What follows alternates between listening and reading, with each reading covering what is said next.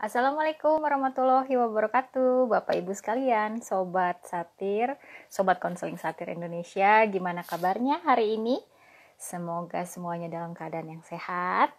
Saya Mira Baibana, founder dari Konseling Satir Indonesia, hari ini akan mengajak Bapak Ibu untuk gabung bersama. Nah, ini ada Ibu Winda, halo, ada Ibu Santi, Nurmala Hayati, ada Bapak Daris Maramis. Nah, kita hari ini atau kesempatan ini akan mengundang kakak kelas saya sebetulnya waktu dulu kuliah di UNJ ya, zaman-zaman masih jadi mahasiswa gitu ya.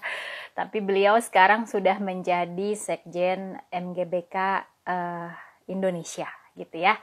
Beliau adalah kalau dipanggil biasanya Kak ya, Kak Karyadi. Nah, nanti akan kita tunggu ini sambil menunggu Kak Karyadi bergabung. Ini saya mungkin kalau sekarang panggilnya udah Bapak ya, bukan Kak lagi ya. Coba kita tunggu. Nah, ini sudah banyak yang bergabung. Ada Vika Rusmania, ada Ibu Dina Priliati. Nah, ada Ibu Bunga Lestari. Wah, ini penyanyi bukan ya, Bunga Lestari.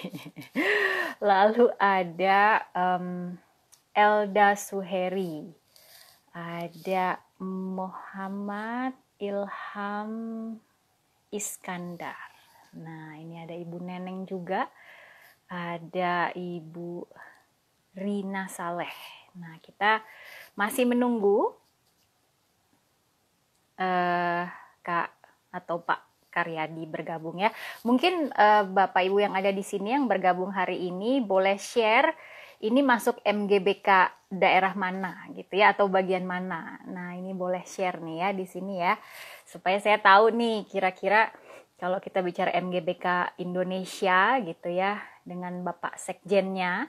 Nah, ini ada teman-teman yang MGBK-nya bagian mana gitu. Saya sering dengar MGBK ada yang aktif gitu ya, ada yang kurang aktif. Nah, ini semoga kita bisa saling kenalan ya. Ini ada Bapak Arif Nur dan ada Ibu Windy. Ada Ibu Ipti Ulatari juga. Gitu ya. Ini sambil menunggu. Oke. Nah, Bapak Ibu yang ada di sini nih boleh menuliskan nih ya. Tadi saya sudah mengajak Bapak Ibu untuk menulis kira-kira dari MGBK mana supaya bisa kenalan nih ya Bapak Ibu yang ada di sini. Apakah guru BK atau bukan guru BK gitu ya. Boleh share juga di sini. Silahkan sambil menunggu pembicara kita untuk bergabung. Nah, ini orangnya sudah bergabung. Ada Kang Karyadi.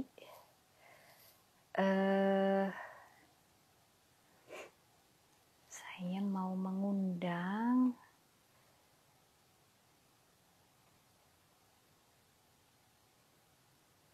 Ya, saya undang dulu ya. Ini ada Bapak Muhammad Ilham Iskandar dari MGBK SMP. Oh, Kabupaten Bantaeng, Sulsel. Oke, nah ini dia. Assalamualaikum, Pak Karyadi. Waalaikumsalam warahmatullahi. Iya. Apa kabar? Aduh. Saya manggilnya Mbak apa teh ya? Nah, ini dia nih. Bingung ya. Maunya Hmm. Ini jaringannya agak kurang stabil ya, Pak. iya. Ini Betul. manggilnya masih Kak apa udah jadi Pak Saya sih kira sekarang nih? itu enggak saya baru kali ini via ini loh IG jarang-jarang gitu. Oh iya, waduh, selalu ada pengalaman pertama Iya. ya. Iya, iya. Ini Gimana kabarnya? Panggil Mbak Mira aja ya. Saya panggilnya alhamdulillah. Mbak Mira. Boleh, boleh. Saya manggilnya Kak atau Pak nih sekarang nih. Oh, Kalau Bapak terlalu tua kali ya. Oh gitu. Jadi manggilnya Pak gitu ya kalau Ah, Kak boleh tetap atau Kak ya apa kayak terserah dah, yang penting. eh eh, iya iya iya. Udah samain kayak zaman masih kuliah lah ya gitu. Kan umurnya juga hmm, nggak beda gitu kan. Nggak beda ya jauh nggak jauh maksudnya. beda. Mm-mm. Iya iya. Nah ini Kak Karyadi nih lagi sibuk apa? Sekarang ini jadi guru BK di mana? Mm-mm. Ya, sebelumnya terima kasih ini diundang oleh teman-teman dari konseling satir nih ya. Jadi kalau Iya ngelihat teman-teman betul. konseling satir sebetulnya nggak asing ya. Ini kayak inget masa kuliah dulu gitu ya. Heeh. Ya meskipun sempat belum berinteraksi secara dalam tapi ya kenal gitu ya.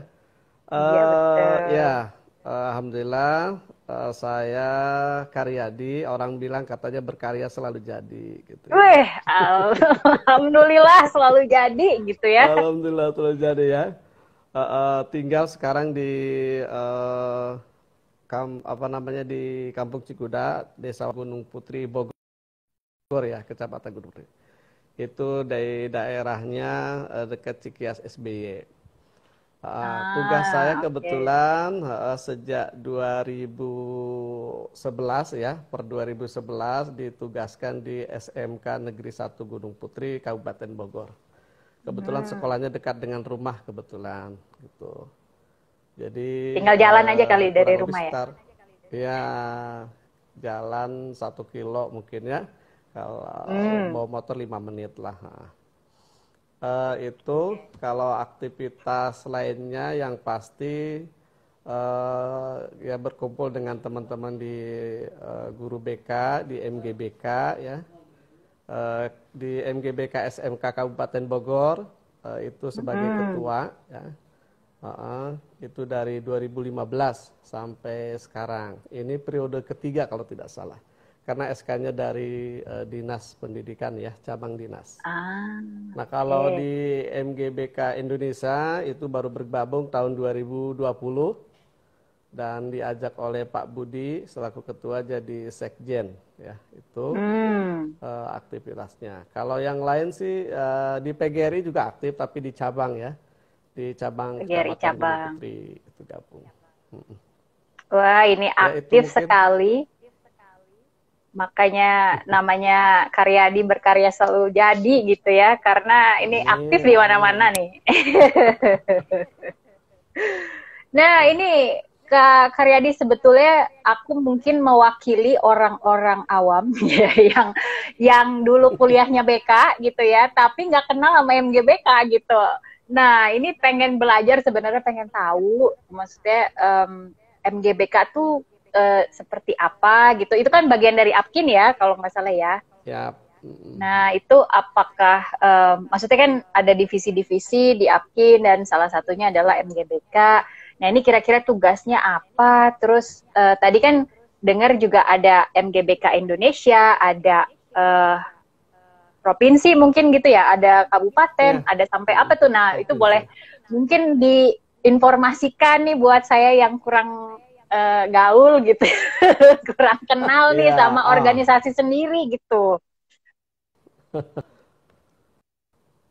yang pasti Mbak Mira bisa nanya lebih dalam sih ke Mbak Santi ya, Mbak Nurmala Hayati itu. Beliau juga kebetulan pengurus MGBK Indonesia. Jadi Mm-mm. memang ada dua MGBK sebetulnya, dua jenis ya. Yang pertama Oke. MGBK itu sebetulnya seperti MGMP ya. MGMP itu untuk mata pelajaran, musyawarah guru mata Mm-mm. pelajaran. Kalau ini kan MGBK, musyawarah guru bimbingan konseling. Itu ada MGBK Satuan Pendidikan, yaitu dari mulai tingkat SMP, SMA, SMK. Itu ada, itu di Mm-mm. tingkat kabupaten kota. Jadi di tiap kabupaten kota yang sekitar seratusan jumlahnya ya, itu ada MGBK-nya. Dan itu menjadi mitra dinas pendidikan di wilayah kabupaten dan provinsi ya. Nah, kalau untuk Mm-mm. SMA SMK kan sekarang sekolahnya dikelola oleh provinsi. Kalau SMP SMP, SD sampai ke bawah itu dikelola oleh Dinas Pendidikan Kabupaten Kota. Nah, dari situ ada tingkatan provinsi. Nah, ada tingkatan provinsi, ada MGBK tingkat provinsi, baik yang SMA-nya, SMK-nya gitu. Biasanya ada. Bahkan mungkin tingkat SMP juga ada. Nah, itu satuan pendidikan. Namun dari situ yang sifatnya itu kan kalau MGBK satuan pendidikan, SK-nya itu berdasarkan dari dinas pendidikan terkait ya. Terkait. Nah, kalau yang MGBK Indonesia memang dari awal dibentuk oleh forum-forum ketua-ketua MGBK provinsi. Mereka kumpul waktu itu, akhirnya membentuklah MGBK nasional yang 2007 ya kalau tidak salah, 2007, 2008. Nah, kemudian pas 2011-2012 berubah nama jadi MGBK Indonesia. Nah, MGBK Indonesia ini tingkat nasional ini sifatnya independen. Gitu, independen. Jadi tidak berdasarkan SK dari kementerian, tidak. Tapi kita alhamdulillah di tahun 2021 ini kita sudah berbadan hukum akta notaris gitu. Jadi kita sudah memiliki akta notaris. MGBK Indonesia ini bisa sama menjadi organisasi seperti PGRI atau sejenis IG karena memang kami sudah berbadan hukum. Tuh. Nah, lalu bagaimana kaitan dengan bawahnya dari MGBK Indonesia ini? Membentuklah kepengurusan pengurus PB itu di pusat MGBK. Lalu ada pengurus daerah namanya PD. Itu di tingkat provinsi. Nah, kalau misalkan teman-teman MGBK SMA, SMK, madrasah berkumpul membentuk gabungan organisasi MGBK yang sifatnya independen, maka bisa membentuk pengurus daerah MGBK Provinsi Jawa Barat misalkan. Gitu. Lalu di tingkat kabupaten kota jika ketua MGBK SMP, SMA, SMK dan di madrasahnya ya, misalkan ada MTS dan Alia berkumpul ingin membentuk pengurus cabang, maka bisa membentuk pengurus cabang MGBK tingkat kabupaten kota. Gitu. Dan itu sifatnya independen. Jadi ada dua perjalanan ya, ada yang kedinasan, ada yang independen. Itu mungkin secara umum. Oke. Nah ini menjelaskan gitu ya, jadi jelas, jadi ngerti gitu. Karena ya sering dengar gitu ya. Ini dari MGBK ini bahkan satu kelas di kelas aku lagi ambil PPK ini, saya lagi ambil PPK sekarang di UNES. Ada teman satu kelas gitu ya, Ibu Resmi MGBK Jakarta Barat gitu. Nah ini kan jadi kenal gitu, jadi tahu, jadi MGBK itu seperti itu. Sering dengar tapi nggak ngerti nih susunan seperti apa, terus perannya seperti apa. Nah ini kan tadi udah dijelaskan sedikit ya. Ternyata ada dua ya, ada yang dari yang SK Kementerian, ada yang independen gitu ya. Itu yang aku tangkap tuh tadi. SK Dinas. SK Dinas. Nah ini ya, SK Dinas Pendidikan Kabupaten Kota Provinsi. Oke. Nah ini mesti ini karena kalau nasional kan itu kementerian tapi berbadan hukum. Jadi yang tingkat nasional ini itu independen sifatnya. Oke. Sip. Nah ini banyak yang menuliskan juga nih yang jadi yang ikut join IG live kita nih, ada Bapak Arif Nurdiansyah nih dari MGBK Madrasah Aliyah Kabupaten Jember, Provinsi Jawa Timur. Wah, ini ada lagi tadi kayaknya dari MGBK SMA Kabupaten Jember, MGBK Kabupaten Biren, Aceh. Nah, ini Bapak Elda Suheri. Luar biasa. Wah, ini ada BK 2005 UNJ Madinah. BK 2005 pas saya jadi ketua BEM itu 2005 pas saya jadi ketua BEM itu dia. Udah berkarya langsung jadi itu dari 2005 bahkan sebelumnya ya kan. Oke. Oh, jadi begitu MGBK ini, jadi udah kenal nih ya MGBK. Dan biasanya kalau yang untuk independen itu apakah apa peranannya juga beda. Ini sebelum masuk kita bahas konseling online ya, karena biar Siap. paham dulu nih gambarannya gitu. Karena kalau mau bicara konseling online, maksudnya dalam rangka membantu guru BK, ini kan kalau lewat MGBK, nah berarti yang bagian mana nih? Apakah yang tadi dapat apa namanya dari surat dinas itu gitu, atau yang independen nih kalau kita bikin misalnya Iya. apa namanya layanan bantuan untuk para guru BK yang sekarang harus melakukan konseling secara online gitu. Itu yang mana nih, Kak? Ya, jadi sebetulnya kalau yang berdasarkan SK dari dinas ya, dari dinas provinsi atau dinas kabupaten kota atau mungkin dari Kanwil ya. Jadi kalau tingkat kabupaten itu ada Kemenag, SK Kemenag, ya ada yang tingkat provinsi itu Kanwil. Kalau Kementerian Agama, kan Kementerian Agama itu kan yang mengelola madrasah ya, dari MTS, Oh, Aliyah gitu ya. oke. Ya. Nah, kebetulan saya dulu lulusan MTS dan Madrasah Aliyah, kebetulan ya agak sedikit tahu, meskipun kuliahnya di UNJ gitu ya. Iya, iya. Nah, jadi Oh, oke. untuk isu, tergantung isu ya, tergantung. Jadi kalau berbicara tentang isu-isu lokal, maka teman-teman NGBK di tingkat kabupaten kota dan provinsi itu bisa mengelola gitu ya. Jadi sebetulnya yang punya real masa itu sebetulnya teman-teman kabupaten kota, saya katakan. Saya kebetulan kan ketua Oh, MGBK SMK oke. Kabupaten Bogor. Saya kebetulan juga sebagai ketua komunitas di SIM PKB. SIM PKB itu sejenis aplikasi platform digital yang punya Kementerian Pendidikan, Kemendikbud. Dari SIM PKB inilah sebetulnya pintu masuk untuk bisa mengakses ya layanan-layanan kementerian, dari mulai PPG, guru belajar, kemudian guru penggerak, sekolah penggerak, upskilling yang dari SMK, macam-macam. Itu kan kita semua guru punya SIM PKB. Kecuali yang guru agama, dia nggak, dia beda sistemnya ya, karena beda kementerian.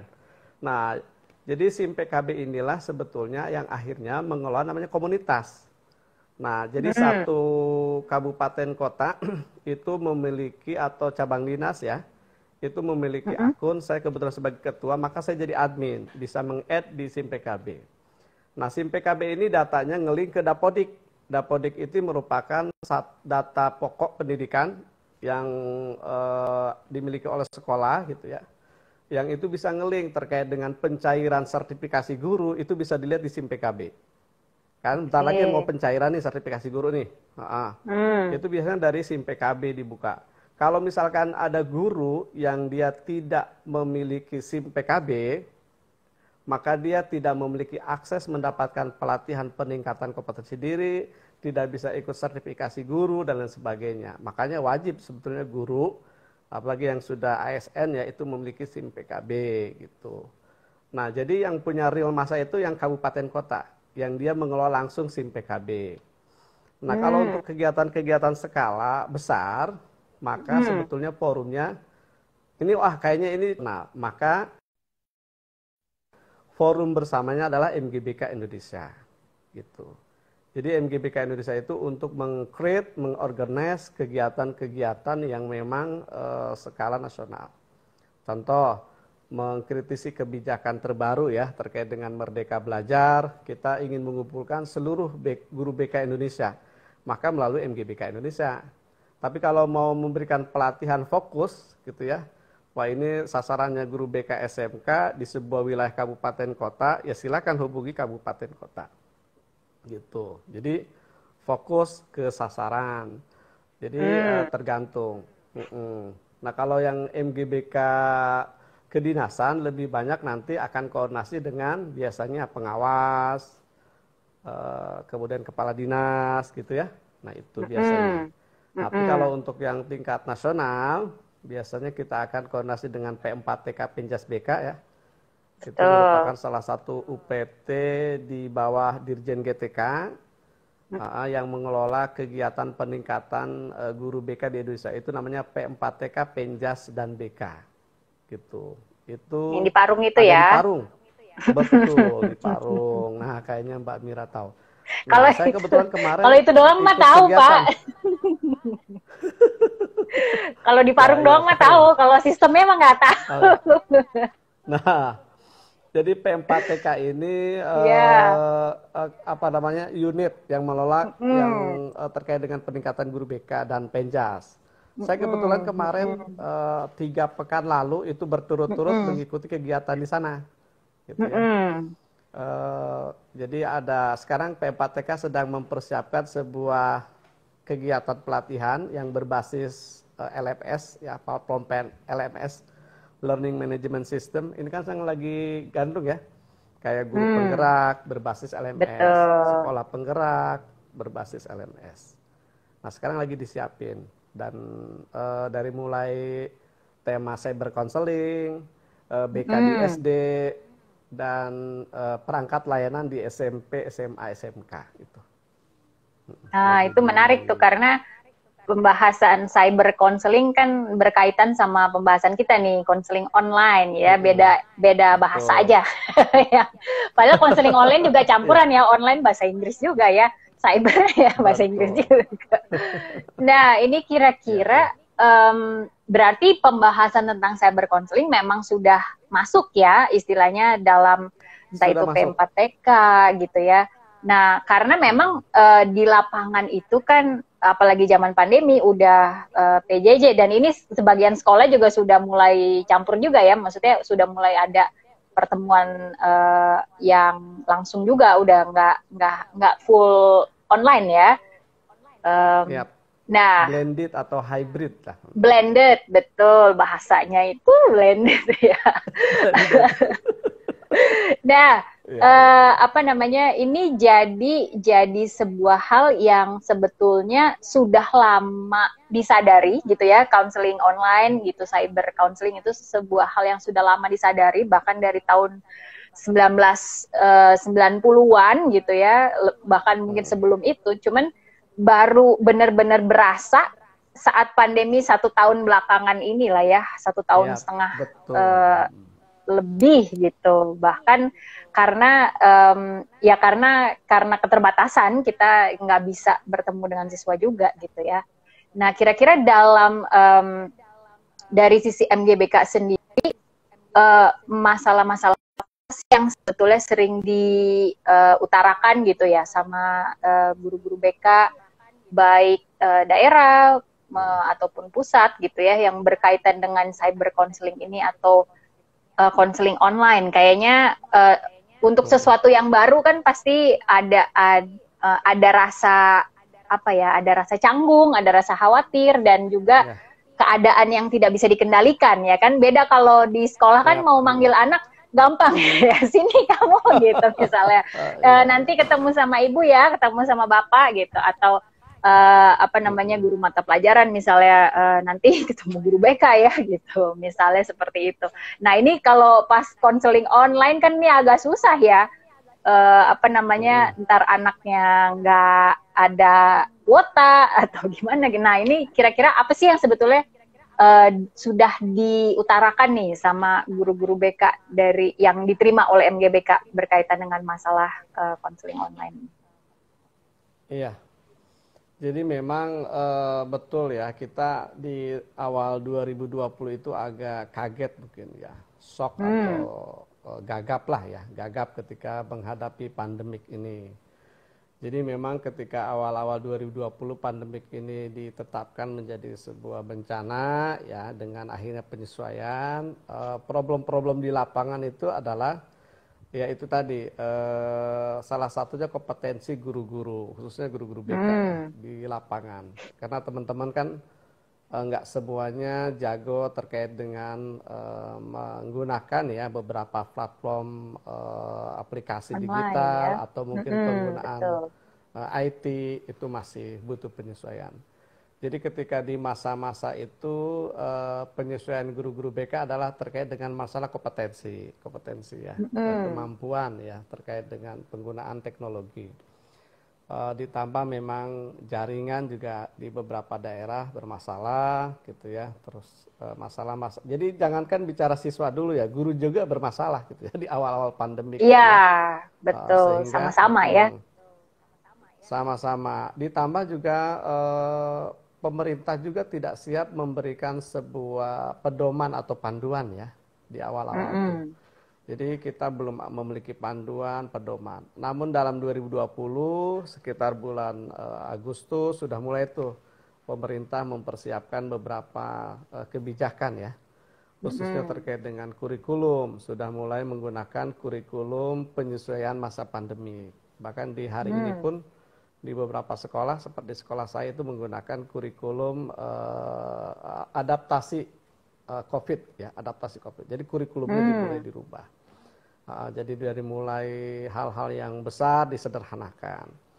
Nah, lalu permasalahan-permasalahan yang muncul ketika klasiknya ya betul ya, dari mulai siswa di kuota, jaringan, itu menjadi beberapa kendala di awal gitu ya. Sehingga pembelajaran biasanya digunakan di platform yang memang agak sederhana ya, di WA ya, via WA. Nah, WA menjadi Zoom dan Google Meet sudah mulai sih memang di awal-awal diperkenalkan ya, sudah mulai. Nah, dari sekian itu memang permasalahannya yang kalau anak-anak tahun lalu ya, tahun ajaran lalu itu anak pernah curhat saya. Pak, saya stres, bingung dengan PJJ ya, ini yang tahun lalu ya, tahun ajaran lalu. Dan mereka tidak paham mengerti gitu ya, terkait dengan pembelajaran ini. Belajar langsung aja mereka butuh konsentrasi pemahaman yang betul ya, memahami apa yang disampaikan. Apalagi ketika PJJ, lebih banyak mungkin guru cuman hanya ngasih tugas, selesai gitu ya, tidak ada. Ya beda dengan di kota mungkin ya, di Jakarta ya beda lah mungkin, dengan Bogor saja itu sangat berbeda. Nah itu sehingga pemahaman, jadi kalau bahasa keren sekarang sih learning loss itu terjadi. Learning loss, jadi anak tuh sama sekali akhirnya anak gak paham, tahu-tahu lulus ya, padahal mereka kompetensinya belum terpenuhi gitu ya. Mereka nggak paham, nggak ngerti, tapi ya karena kebijakan ya lulus, tahu-tahu pas ke sekolah naik kelas, tahu-tahu lulus aja gitu kan. Itu yang terjadi di lapangan. Nah, kalau di periode kedua sudah mulai tuh anak-anak mulai paham nih. Periode pandemik ini kan lumayan panjang. Permasalahannya memang sudah mulai anak program kuota dari kementerian hadir ya, sudah ada. Sekolah juga sudah mulai membuka blended ya, jadi yang kesulitan bisa ke sekolah. Sudah mulai tuh permasalahan-permasalahan dipecahkan. Hanya mulai kalau dulu pendekatan home visit banyak gitu ya, kita kunjungan ke rumah ketika ada masalah. Kalau sekarang sudah mulai anak dilayanin terkait dengan konseling melalui WA atau melalui Zoom atau aplikasi ya, ketika anak sudah bisa janjian gitu ya. Konseling kelompok kan di WA bisa, melalui Google Meet bisa gitu ya, sudah mulai itu ya. Sekolah sudah dikasih platform Google Suite ya, Google Workplace ya, yang unlimited itu ya, itu sudah diberikan. Berarti sudah ada layanan itu ya, sangat membantu berarti. Sehingga kami sudah berbasis Google ya, ibaratnya Google Suite.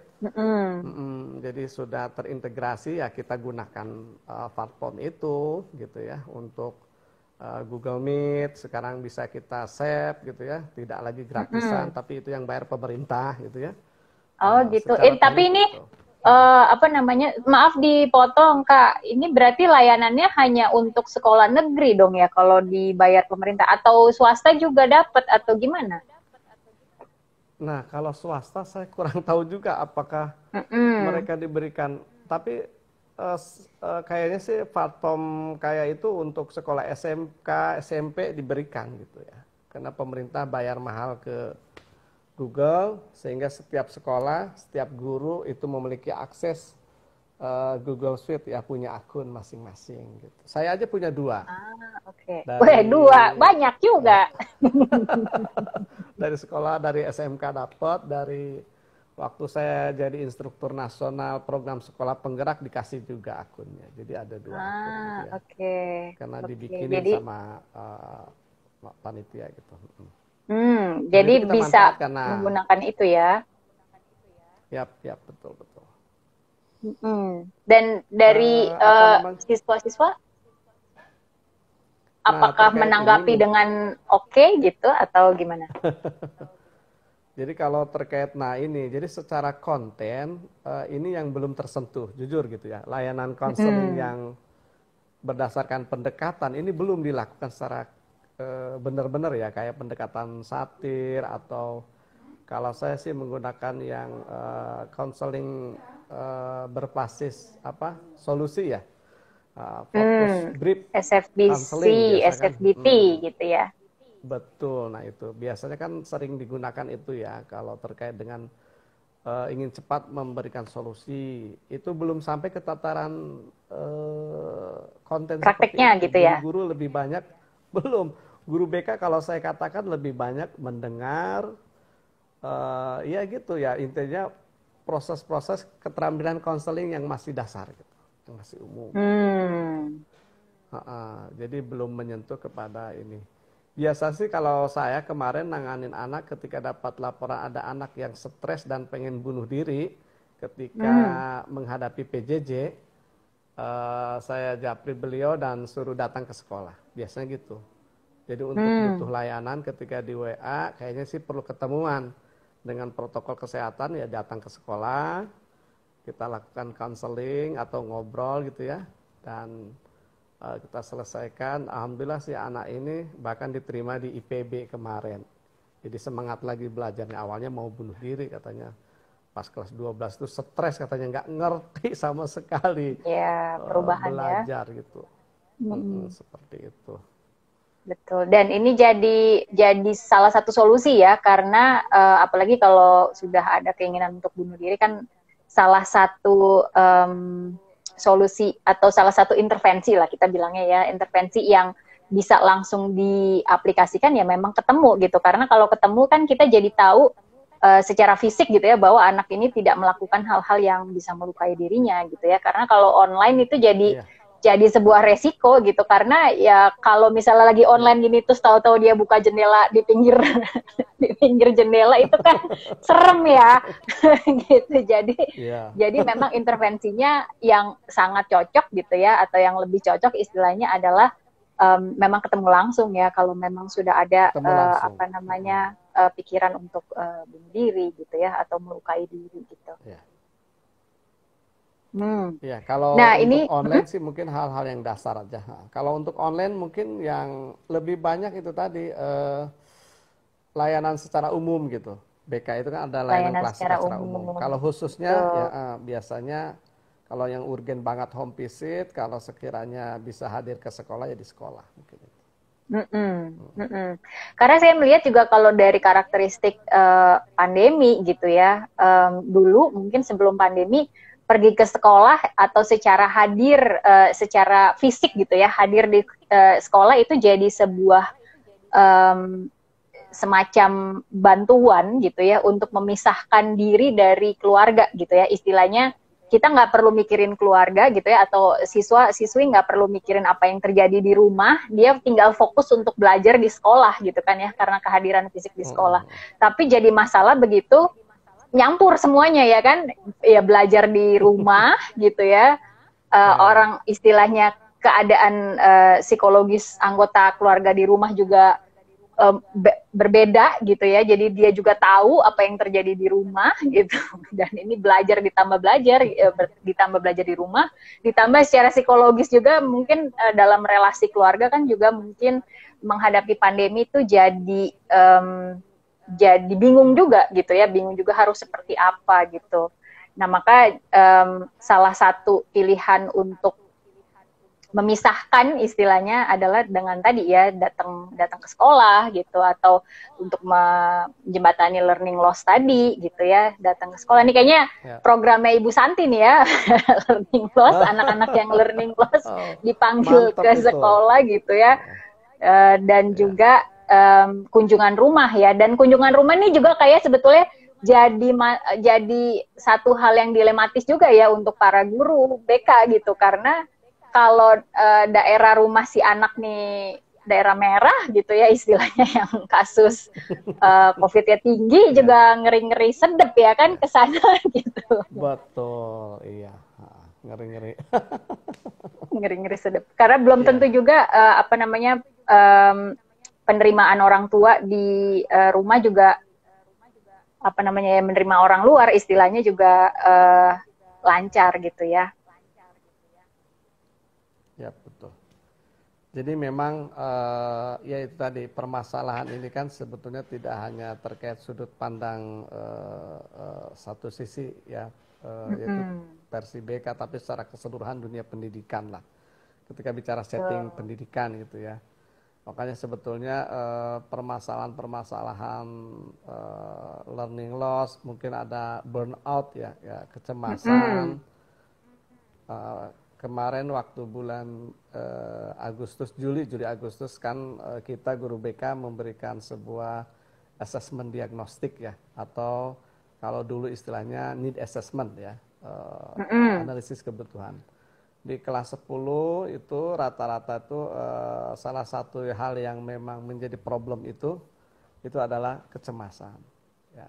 Jadi mereka cemas menghadapi pembelajaran dan kondisi hari ini, atau burnout ya istilahnya lah. Itu juga sebetulnya yang biasanya dari hasil asesmen itu ya kita berikan dalam layanan-layanan yang apakah baik klasikal. Kalau dari hasil asesmen ini ada siswa yang memang butuh diberikan layanan cepat, ya segera kita follow up, hubungi wali kelas dan kita lakukan pendekatan ke anak itu. Ya, kolaborasi itu juga sangat penting ya dengan wali kelas, dengan misalnya guru mata pelajaran lain, karena tugas mendidik istilahnya kan bukan hanya tugasnya guru BK gitu ya, istilah semua guru Ya. gitu. Dalam Semua hal ini guru juga saling bahu-membahu gitu ya untuk anak-anak yang mengalami kesulitan lah di saat pandemi ini ya. Nah, kalau menurut Kak Karyadi sendiri, ini ke depannya gitu ya, karena ini kan infrastrukturnya udah ada ya istilahnya untuk IT-nya gitu. Tadi kan sudah diceritakan bahwa disediakan pemerintah gitu ya, walaupun memang ya kita nggak bisa ideal juga, nggak bisa langsung ideal karena ada gap antara kompetensi menggunakan IT, kompetensi menggunakan keterampilan berkonseling gitu ya dengan IT. Itu juga satu hal yang perlu dicermati sendiri gitu ya, walaupun infrastruktur udah ada. Tapi kedepannya menurut Kak Karyadi, apakah gitu ya, terlepas dari pandemi ini selesai kapan kita nggak tahu gitu ya, apakah penggunaan konseling online ini dengan platform yang sudah ada dimungkinkan gitu, atau malah justru lebih kepada pendekatan tadi secara fisik yang anak dipanggil ke sekolah gitu, atau seperti itu. Kira-kira terawangannya Kak Karyadi gimana nih? Prediksi. Jangan, yaudah ini prediksi, bahasanya ya. Salah nih berarti. Prediksinya ke depan itu gimana? Iya, jadi saya kemarin sebetulnya sempat ngobrol-ngobrol dengan salah satu teman ya, kebetulan beliau di SMA. Dia sekretaris MGBK SMA. Tanya gimana keadaan anak-anak di sana. Jadi sekarang kan rata-rata sekolah kan sudah divaksin ya. Betul. Sudah divaksin, guru-gurunya juga sudah. Maka kementerian itu memberikan instruksi bagi sekolah yang sudah melaksanakan vaksin buat siswa dan gurunya, maka harus mengadakan PTM. Ya, pembelajaran tatap muka. Ya, meskipun secara teknis tetap harus ada izin orang tua ya, itu sekitar 50%, itu harus. Di sekolah saya juga sama, di Oktober nanti itu harus PTM terbatas 50%. Nah, lalu teman saya ngomong gini, ternyata Kang, anak-anak sekarang nggak mau pada PTM katanya. Jadi udah keenakan di rumah, jadi pada pengen online. Nah, ini kok jadi sebuah fenomena baru, jadi kita juga ternyata udah menemukan ritmenya kali ya. Mereka diinin online dan sekarang mereka harus PTM. Ternyata nggak semua siswa pada mau PTM lagi, Iya. apalagi PTM 100% gitu ya. Mm-mm. Ini kan sebuah pertanyaan, loh kok jadi begini gitu ya. Mungkin bahasa sudah keenakan online gitu ya. Kalau online kan belajar bajunya doang rapi, celananya kolor masih bisa sambil tiduran. Ini apa, bangun tidur, ambil air, Bangun gini-gini tidur. doang gitu ya, sikat gigi, Nah, udah gitu ya. makanya biasa apalagi anak laki-laki yang biasa suka begadang bangun jam 7 bangun jam 8 dan bahkan jam 9 itu hal yang fenomena hari ini di anak-anak remaja gitu ya. Hmm. Jadi malam dijadikan siang, siang dijadikan malam itu fenomena anak-anak remaja hari ini. Sehingga ternyata mau tidak mau ke depan tantangannya adalah ya proses adaptasi ini dibutuhkan kembali untuk PTM 100%. Bahkan mungkin kalau saya melihat sempat sih Mas Menteri mengatakan bisa jadi mungkin untuk pembelajaran online itu ke depan akan tetap digunakan. Jadi sistemnya ya tadi blended tadi ya atau hybrid lah. Nah, jadi gabungan. Jadi bisa jadi formulasinya seperti itu. Hari ini pun kan PTM juga masih terbatas. Jadi untuk momen-momen penting butuh fisik ke sekolah hadir. Tapi untuk hal yang misalkan masih bisa diberikan di online, ya pembelajaran online. Bisa jadi mungkin seperti itu hari ini, ke depan kayaknya ya. Karena memang ternyata apalagi kalau ada survei terkait para pekerja saja hari ini sudah merasa nyaman kerja di rumah. Ketika mereka Udah, harus iya, balik lagi, udah bisa nyaman. Ketika jadi balik lagi perubahan lagi kayak awal pandemi ya kan. perubahan lagi. Nah, itu kadang ya begitu lama sisi-sisi kemanusiaan kali ya. Tapi ya itu fenomena. Jadi mau tidak mau ke depan sebetulnya sebelum ada pandemik ini di tahun 2019 kita kan sudah diajarkan terkait dengan revolusi industri 4.0 ya. 4.0 kemudian apa namanya revolusi sosial atau society itu 5.0 ya, itu istilah-istilah yang saya dengar gitu ya. Itu pun sudah mulai diprediksi kemungkinan ya layanan-layanan konseling kita yang sifatnya basis online itu akan menjadi tetap kebutuhan ke depan gitu ya. Tergantung situasi kebutuhan, apakah memang kita bisa lakukan strategi dengan online atau butuh urgennya fisik langsung ketemu ya langsung. Jadi Iya, ini akan menjadi strategi hal yang baru ya. kedua-duanya akan bisa digunakan. Begitu sih. Jadi saling melengkapi mungkin gitu ya. Kalau Betul, dulu saling kan melengkapi. semuanya harus online, jadi semuanya berusaha menyesuaikan diri gitu ya. Sekarang mau dicoba campur gitu ya, itu juga ternyata perubahan lagi. Nah, ini mungkin jadi apa namanya yang blended gitu ya, yang istilahnya saling melengkapi gitu ya, jadi satu pilihan yang cocok mungkin gitu ya. Nah, ini ada Ibu Betul, betul. Ipti Ulatari nih, Kak. Ya, ini terjadi pada anak saya sendiri. Online bisa belajar lewat HP atau laptop tanpa kewajiban mandi dan sarapan. Apalagi naik sepeda, telat gitu ya. Saya juga heran apa karena sekolah hanya beberapa jam. Nah, gimana tuh? Mm-mm. Apa karena sekolah, Ya, saya karena udah nyaman gitu ya. Kalau dulu kan masih bingung gitu perubahan. Kalau sekarang udah nyaman kayak gitu gitu. Apa enggak, kalau ya, telat ya betul. udah gitu. Kalau dulu kan telat mungkin dapat konsekuensi apa gitu ya di sekolah. Saya juga tukang telat dulu Ya. SMA. Jadi sebetulnya di sekolah sendiri itu seperti standar operasional penanganan pembelajaran online, ya itu juga memang belum ada ya regulasi. Baru ada panduan pembelajaran PTM di masa pandemik gitu ya. Kira-kira hal-hal seperti ini perlu ini juga karena memang kayak sistem pembelajaran online yang berbasis bagaimana gitu, apalagi ini pertanyaan buat guru-guru seperti yang berbasis karakter ya, kayak guru agama, guru PKN atau guru BK itu.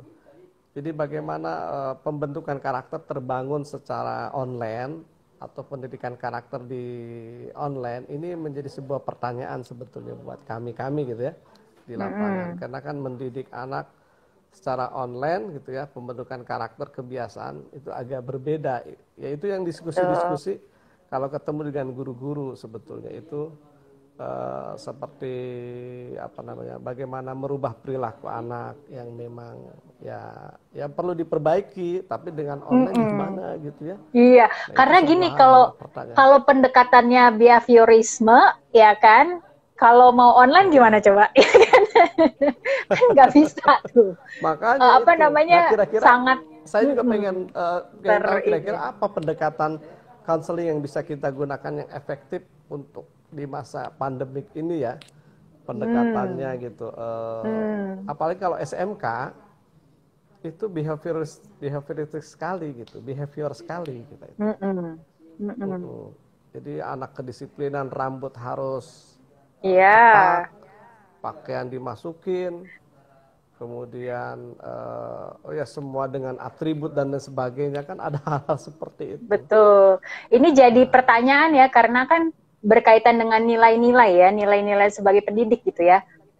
Salah satunya yang maksudnya yang berkaitan dengan tadi pendekatan behaviorisme gitu ya, atau behavioristik, itu kan lebih kepada ya tadi misalnya rambut gondrong, baju nggak rapi, itu kan value ya, nilai yang ada dalam dunia pendidikan gitu. Sebagai guru itu kan salah satu kewajibannya adalah uh, menanamkan nilai-nilai tersebut. Nah ini kayaknya Kak Karyadinya, oke. Kak Karyadi bisa dengar aku? Nah, Sempat sekarang hilang sudah. ya? Oke. Sekarang sudah kedengaran Ini lagi. karena jaringannya dari Pakistan nyampe ke Gunung Putri lumayan gitu Mas, ya, dia agak lumayan belok. ya. Di sini Ya, ada gunungnya, ada Gunung Putri. ya. Jadi itu tadi apa tuh? Saya juga agak lupa sedikit, terdistraksi tadi. Jadi intinya apa namanya, nilai-nilai gitu, karena sebagai pendidikan salah satu yang memang diajarkan kepada siswa kita gitu ya adalah nilai-nilai, kayak tadi misalnya rambut gondrong, baju tuh harus rapi, itu kan segala sesuatu yang berkaitan dengan karakter, dengan nilai gitu, dan Ya. karakter dan nilai itu memang biasanya diajarkan lewat behavioristik gitu ya, atau behavior lah, pendekatan behavior gitu ya. Betul. Ada reward, ada consequence gitu ya. Dan jadi tantangan ini kalau mengajarkan sebuah pendidikan karakter gitu ya, dengan online gitu. Bukan hanya konseling ya, maksudnya ini di luar konseling, ini justru sesuatu yang di luar konseling yang juga jadi tantangan selain melakukan konseling itu sendiri gitu kan. Iya, Gitu. betul. Iya. Itu tantangan luar biasa. Jadi apalagi kalau bicara masing-masing karakter sekolah itu kan berbeda-beda ya. Mereka punya visi misi. Saya ingat waktu kuliah S2 gitu ya, ternyata di UNJ seperti dikatakan, sekolah itu memiliki sebuah latar belakang akademik teori yang dibangun. Apa? Mau ke kognitifnya kah? Mau ke behaviornya? Mau ke multiple intelligence-nya gitu ya?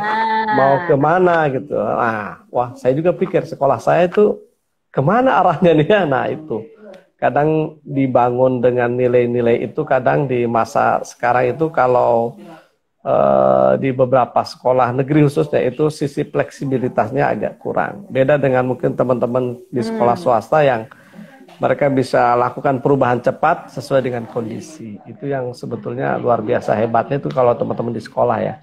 Mereka bisa mengatur lebih inilah gitu ya. Apa yang diinginkan tuh gitu ya, lebih jelas, lebih bisa fleksibel gitu ya.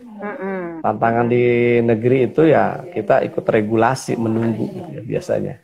Secara umum meskipun Iya. Karena harus apa namanya, sejalan lah ya istilahnya dengan regulasi gitu ya, nggak bisa istilahnya melakukan sendiri atau berinisiatif gitu ya. Inisiatif pun masih di dalam regulasi, maksudnya masih di bawah sistem gitu, harus tunduk pada sistem gitu ya. Nah, ini kemarin ya sempat ada pertanyaan kepada guru-guru BK gitu ya, berkaitan dengan konseling online, dan memang jawaban yang paling sering didapat adalah mau nggak mau pakai WA gitu ya, karena tadi maksudnya kayak aplikasi IT untuk Zoom atau Google Meet gitu ya, itu kan nggak semuanya punya kayak misalnya guru swasta gitu ya, nggak sama dapat layanannya seperti atau nggak sama dapat fasilitasnya seperti guru yang di negeri gitu. Dan kalau lewat WA gimana kalau menurut Kak Karyadi?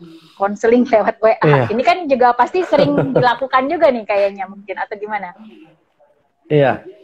Jadi memang ya WA menjadi salah satu aplikasi yang mungkin banyak digunakan ya, karena memang ya mungkin keunggulannya dibandingkan misalkan dengan email atau yang lainnya gitu. Jadi kalau terkait dengan hal-hal seperti komunikasi ya dengan siswa, konseling, hanya memang agak sulit ketika misalkan harus chat ya. Chat itu harus sabar dan memang harus ada sebuah perjanjian juga itu. Karena Betul. terkadang beberapa hal sempat kemarin agak viral juga ya, chatting konseling di screenshot kemudian disebarkan, itu juga kan agak problem kadang ya, bias seperti itu.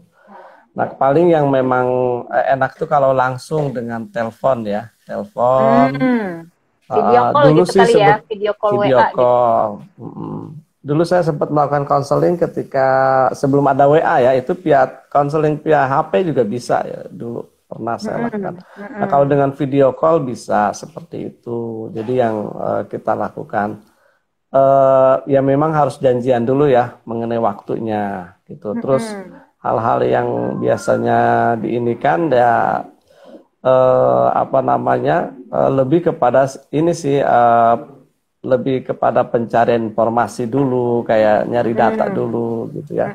Nah, setelah ditindaklanjuti biasanya eksekusinya itu kalau terkait dengan ini masuk kategori permasalahannya apakah ke permasalahan pribadinya atau memang permasalahan-permasalahan terkait dengan pelanggaran-pelanggaran. Kan tergantung nih ya, kalau kita pilih lebih banyak ke Akademis pelanggaran-pelanggaran. gitu ya.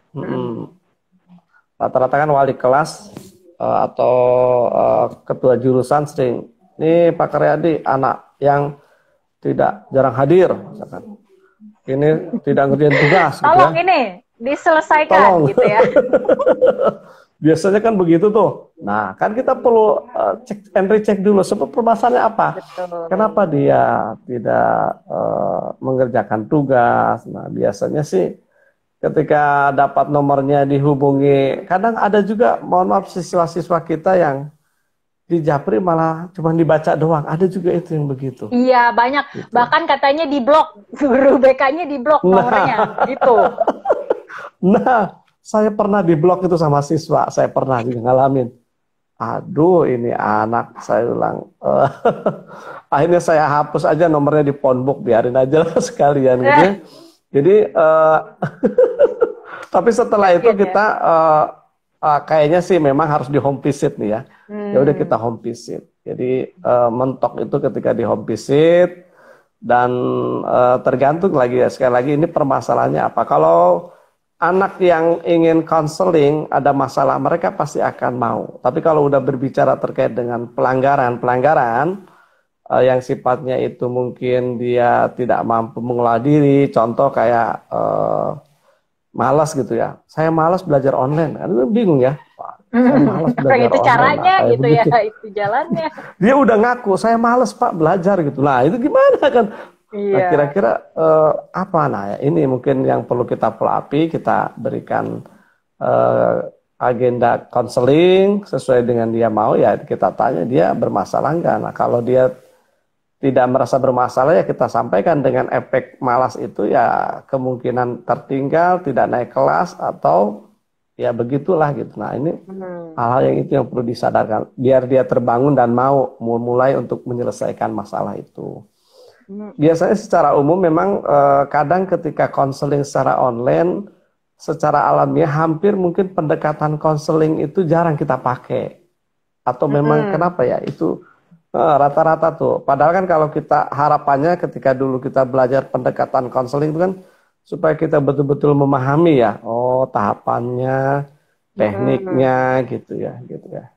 Kadang ketika kita mau menggunakan teknik ini jaringannya nggak bener Nggak gitu, akhirnya lancar. kepotong tadi gimana.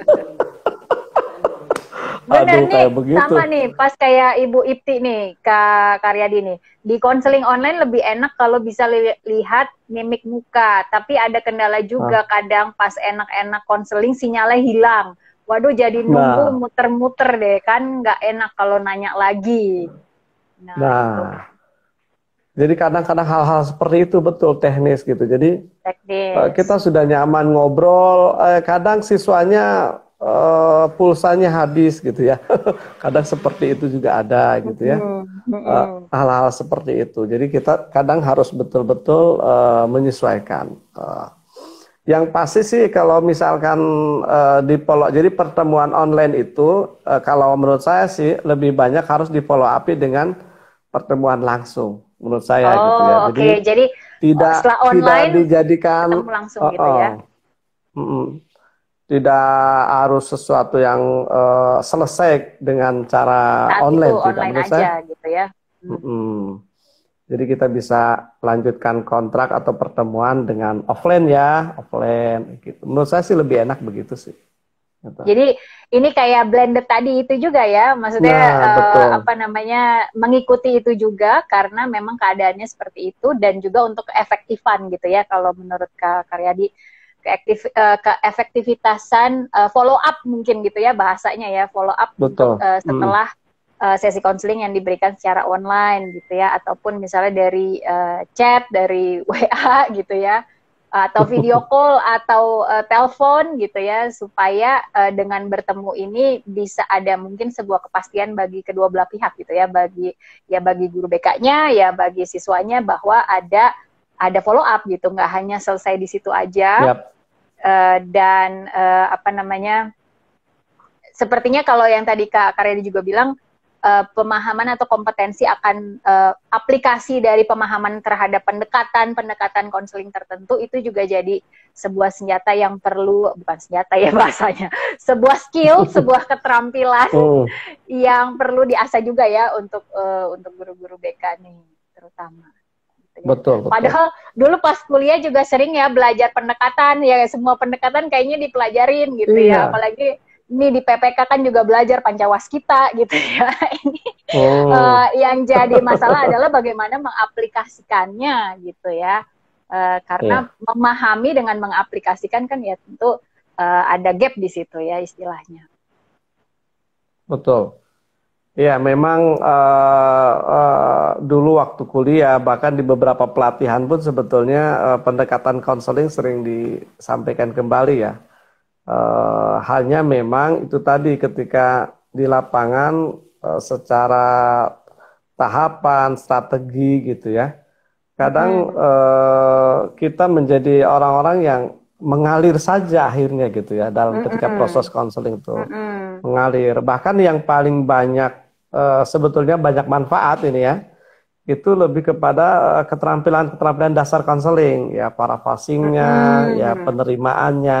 Kalau itunya Betul, bagus, sebetulnya pendekatan apapun, oh ya kita ingat nih ya, betul. pakai apa? Itu sebetulnya lebih enak gitu ya. Jadi keterampilan dasar Mm-mm. konseling inilah sebetulnya yang mungkin yang harus terus diasah oleh teman-teman guru Betul. BK gitu ya. Ditambah mungkin juga selain hal itu yang mungkin harus disadari oleh guru BK itu prinsip atau etika kali ya, etika konseling. Nah itu juga yang Kode kadang etik ya. suka Mm-mm. dilupakan. Etika-etika konseling seperti ya ngebocorin gitu ya, Di yang screenshot. apalagi gitu ya. Screenshot, Diceritain aduh. abis itu Nah gitu itu kan itu ke guru itu lain atau godaan sih. temennya. Hmm. Apalagi kalau kita tuh guru BK kadang sering ditanya oleh atasan misalnya oleh kepala sekolah. Iya, Apa karyanya di gimana itu anak tuh kan nggak enak juga kalau kita cerita. Padahal iya, kita sudah berjanji. Paling hanya secara umum saja biasanya kita betul. sampaikan. Kadang atau dari pimpinan lain kayak wakil kepala sekolah bidang kesiswaan pengen tahu atau Hmm. kepo atau gimana.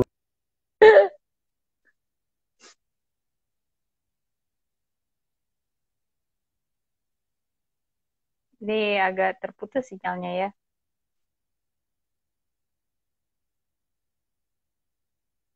Halo Kak Karyadi, ya sip nih balik Ya, lagi nih. mohon maaf tadi ada yang nelpon via WA, saya Oh iya tolak iya iya dulu. iya iya Ada yang nelpon iya ya, iya. ternyata terganggu ya. Waduh, ini udah dipanggil untuk bertugas sepertinya mungkin. Ya, Ditunggu untuk berkarya dan menjadi atau jadi karyanya gitu jangan-jangan nih. Ya oke. Kak Karyadi mungkin kalau disimpulkan gitu ya artinya dengan apa namanya metode blended learning yang ke depan akan jadi saling melengkapi antara pertemuan online dengan apa namanya luring dengan daring istilahnya gitu ya. ya. Ini jadi kesempatan untuk istilahnya juga memperdalam gitu ya kemampuan konseling mendasar. Wah ini yang kelihatan sofanya nih. Kemampuan konseling mendasar. Saya lagi nyoba-nyoba, ternyata balik ya. Iya itu kamera yang satu lagi itu apa namanya ya kemampuan konseling mendasar ya lebih kepada keterampilan dasar konseling istilahnya ya bahasanya Ya.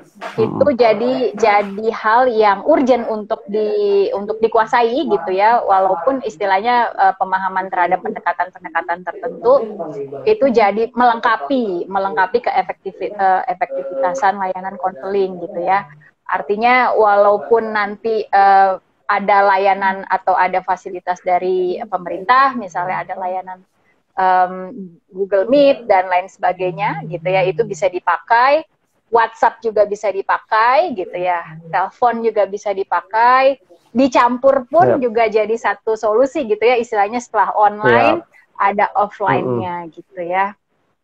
Nah, kira-kira betul. ada tambahan lagi kah dari Kak Karyadi nih untuk kita istilahnya pembahasan tentang keterampilan konseling online dengan masa yang kita nggak tahu kapan pandemi ini selesai gitu ya. Di satu sisi kita perlu mengupgrade diri, di satu sisi kita juga apa namanya mengalami banyak hal yang kita perlu adaptasi juga. Siswa juga punya masalah yang sama gitu ya. Kira-kira apa nih apa namanya mungkin closing statement gitu ya dari Karyadi ini berkaitan dengan hal ini. Ya, yang pasti teman-teman guru BK ketika menghadapi kondisi ini ya mau tidak mau harus siap berani berubah gitu ya. Perubahan style, gaya, kemudian ada keinginan untuk terus mengupgrade diri ya, mengupgrade kompetensi. Hari ini menjadi sebuah kebutuhan dan yang paling sangat dibutuhkan hari ini kita berkolaborasi. Ya, kita turut senang ketika konseling satir membantu kita guru-guru BK ya melaksanakan proses konseling. Ya, kompetensi konseling satir merupakan salah satu strategi juga ya dalam layanan konseling kita. Kolaborasi melalui lembaga ya sebetulnya ada orang tua kita di APKIN, ada MGBK di tingkat kabupaten, kota, provinsi, bahkan nasional, itu semuanya adalah kolaborasi, saling membantu, saling menguatkan, ya tujuannya sama-sama tidak hanya jadi wadah kumpul, tapi wadah peningkatan kompetensi kita. Dan yang paling harus disadari buat kita guru-guru BK, ya, kita punya ciri khas, style kita, selain memang ada sisi perubahan, ada sisi yang memang harus jadi ciri khas kita juga jadi guru BK. Ya, guru BK itu terpercaya, guru BK itu selalu optimis, yakin, ya itu juga harus kita miliki ya. Nilai-nilai dalam atau luhur karakter guru BK itu tetap harus ditampilkan ya. Bukan luntur gitu gara-gara pandemik jadi luntur gitu ya. Iya, luhur gitu ya. Jadi perubahan itu dalam hal sisi perbaikan itu saja sih. Jadi sekali lagi terima kasih nih Mbak Mira, Mbak Santi dan teman-teman yang lain yang ya mau sharing-sharing ya melalui media-media yang organisasi yang ada. Insya Allah siap berkolaborasi. Gitu. Aduh, insya Allah kita lanjutkan kolaborasi kita. Ini terima kasih juga Kak Karyadi. Jadi tahu, ya, jadi sama-sama paham gitu ya tentang MGBK, tentang permasalahan guru BK, apalagi di saat pandemi ini gitu ya. Dan perubahan-perubahan kan terus terjadi gitu ya. Artinya kita perlu saling support, saling mendukung dalam keadaan yang nggak pasti ini, gitu ya. Nah ini mungkin terakhir untuk guru-guru BK yang awalnya mungkin nggak gaul gitu ya, nggak gabung, nggak aktif nih, nggak aktif dengan MGBK nih, apa yang harus dilakukan nih biar dapat support nih apa dalam keadaan pandemi ini dapat support dari MGBK nih, apa yang harus dilakukan mereka? Kemana gitu? Jadi guru BK itu kan makhluk sosial ya. Kita ini makhluk sosial. Kita pasti berkumpul melalui komunitas-komunitas. Nah, kalau misalkan kita adalah guru BK, kita punya komunitas guru BK yaitu MGBK. Ada APKIN atau mungkin ada juga IBKS, ya, banyak lainnya gitu ya. Jadi silahkan saja ya. Jadi wadah ini merupakan sebuah kebutuhan kita. Kita membutuhkan wadah ini untuk proses pengembangan diri. Dan saya yakin teman-teman mau di wilayahnya di kabupaten kota silahkan ikuti yang namanya wadah-wadah itu aktif.